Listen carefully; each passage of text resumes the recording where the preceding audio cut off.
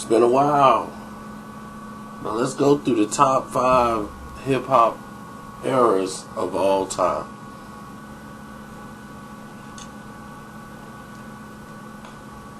As you know, this is not a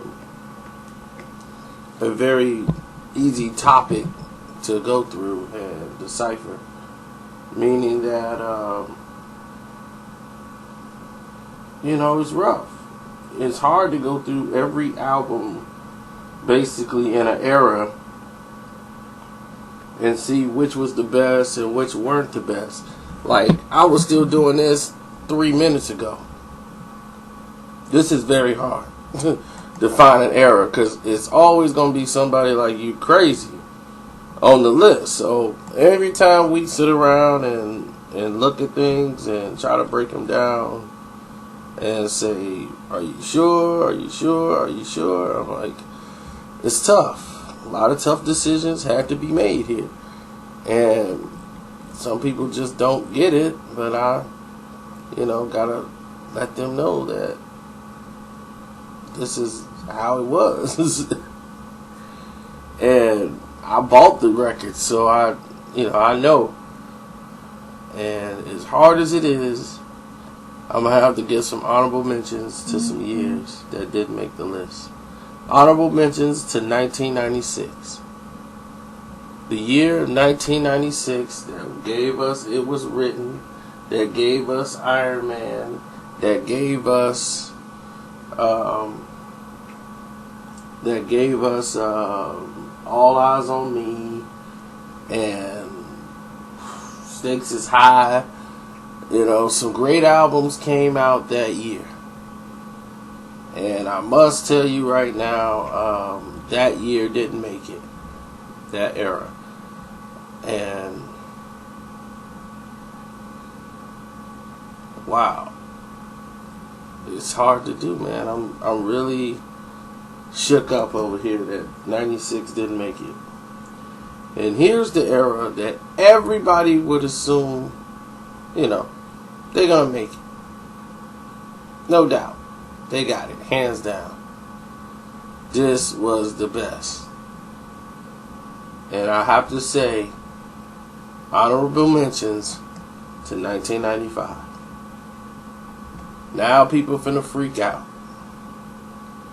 And what could beat 1995? And I'm going to give the honorable mention also to the year 1992. Great albums those years as well. But let's go to number 5. Number 5 is the year 1993. And the reason it's 1993 is because this was the changing of the guard.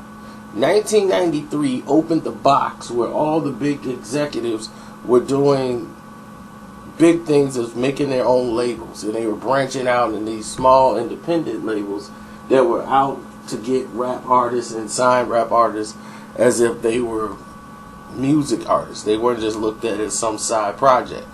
So a big name who didn't want to be associated with it will say, well, let's let our sub label deal with it, so we'll still get the money, but we just won't have our stamp on it. So rap proved that it can make a lot of money, and there was a lot of money to be made in it. And at this time, it was the floodgates that opened. And the year of 1993, you had all this free money, and it opened the door for all these independent new hip-hop artists to come through the door with a new style of rap, and a style that people that saw in the Midwest and around the world, they couldn't hear at this time. So remember, the internet, forget all that. That was out the door. This was it. You either had the streets, somebody had to mail it to you, you had to cut out stuff out the magazine and call the number to order the tapes, and this is how it was. But you had 93 to Infinity, Eric Sermon, No Pressure, the Wu-Tang came out, Return of the Boom Bap, The Licks, 21 and Over, Marauders, Face was out. OC had, I think OC came out that year. I'm not sure. It might have been a year after that. But yeah, you had the man. It's a lot of stuff came out that year. I just can't remember it all. But Das Effects album came up, I think, in '93. I know the song was bumping in '92, but it was the Straight Up Sideways album. Eric Sermon, Ultramagnet MCs. Man, I can't remember everybody from '93. '93 had the largest release of records in hip-hop history at that time. Nobody had released more albums than '93. Because Black Moon was out, Fat Joe, Dale. Here come the Lords, here come the Lords, here come the Lords. So, yeah, it was a good year. So moving right along, we have a long list to go through. But I think that people don't understand a lot of things about some of these songs. A lot of these albums, I mean not songs but albums, a lot of these albums had the type of push and distribution they had because of the streets. The streets dictated what was hot and what was not at the time. So if you're looking at, okay, let's say we're going to go into hardcore hip-hop or gangster rap, what they would say back then, the streets would dictate if that's what was popping. And if they didn't, then you know what time it was. Number 4, 1985. Even though that had LL Cool J's Radio, Run DMC's self-titled album, the Mantronics album was hot back then. 85 was the breakthrough year to show people like, man, they really serious. You know, we got the Fat Boys. You know, we had, on the strength of that, they had the Crush Groove movie that came out, and hip-hop that was the year that the foundation was getting ready to break open. Where you could see it was becoming more from a fad to actually a profitable business. That the majors was going to start to look into real seriously and start to make some money. So 1985 definitely deserves the number 4 spot. Which brings us to a year that, this is a year I don't talk about too much. It kind of was quiet, but it shouldn't have been that quiet. But it was definitely one of the best years in hip-hop that I can remember in a long time. And everybody overshadowed it. And I think it's overshadowed because of people losing track of, like, basically, like, what was released during that time. Because that can happen in hip-hop. A song will come out near the end of the year, and it kind of branches over into the next year, and you don't know when the album was released. Because you remember the song being released, like, in November. And then here comes January, the albums drop. And you're like, whoa, okay, I didn't even know that. So now you kind of confused. And you don't know what year, what happened. But the year was 1994. That's number 3.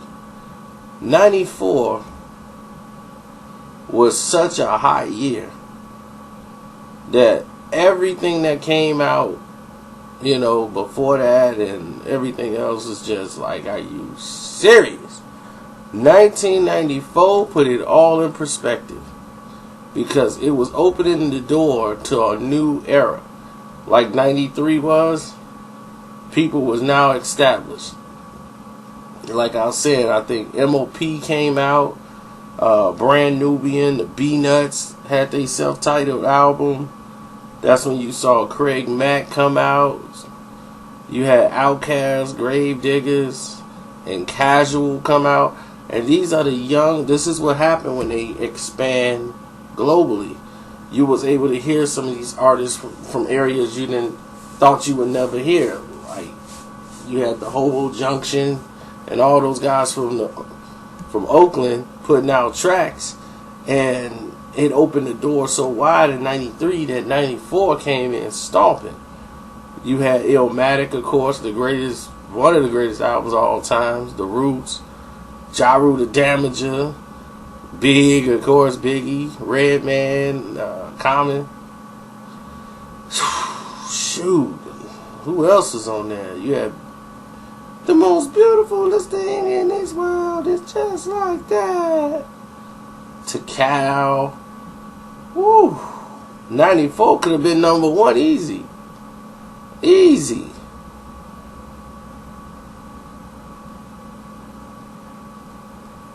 I'm trying to think. Gangstar, Hard to Earn. That's the song I was thinking about. So, shoot. Scarface even had The Diary. You know, I mean, 94 was that year. Diggable Planets, remember Blowout? My dad bought Blowout Cone. I'm cool like that. I'm cool like that. I'm cool like that. I'm cool. Do do do do do do do do do do do. My pops would have bought that. That's how strange that was. My dad would have bought that album. But I mean, that's what you could respect back then. It was people's love for the music was something else. It was incredible. But I want to go into the next year because I had a lot of problems with making this selection. When they go to 2 and 1, the selections is crazy because it's hard to do. Y'all just have no idea of how hard it is to make that happen. This is the toughest 5 I could ever do. And the reason why it's so tough is because these years just come out of nowhere, basically. You know, like, same thing. It's, you remember one thing and you go, that's hot. Then next thing you know, you go, it's not. No. But at number 2, we got the year of 1987. Where you got Raising Hell, you got Paid in Full with Eric B. and Rakim, you got the introduction to Public Enemy, Bum Rush the Show, you got Boogie Down Productions, you got Salt and Pepper, you got Big Daddy Kane. I'm coming. You know, so then you got LL Cool J, Bad Album. So a lot of people, like, that was another album that transitioned from 87 and 88. You know, came out near the end of the year, but throw that in there. Kool Moe D's How You Like Me Now. You know what I'm saying? So even though most of the success of that album took place in 88, 87 set the foundation for an explosive year to come. Criminal Minded came out, man. It was, you know, it was what time it was. People was busting, Bogarden coming on through. But 1988, The Adventures of Slick Rick. That is the number 1 out of 88. The people was kicking off. That was like the first thing to come out the gates of the year 1988, which is the number 1 on this list. There have been no year in hip-hop history that has been better than 1988. When I was pushing weight back in 88, according to Jay. Marley Marl, when he had that album, Jungle Brothers, Follow the Leader, you remember that album? Unfinished Business, I even like Beastie Boys' Paul's Boutique with Hey Ladies. Hey ladies, get funky.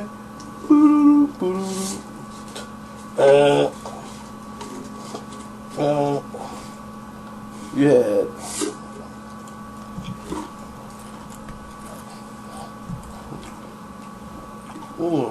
what else came out? Straight Outta Compton, Easy E.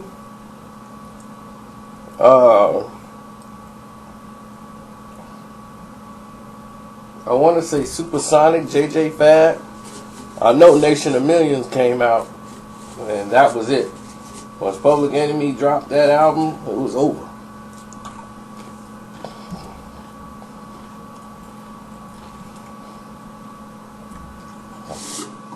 So, I ain't gonna bore you to death. That's my top 5. You give me a breakdown of y'all top 5. Give me the top 5 eras in hip hop. I'm out.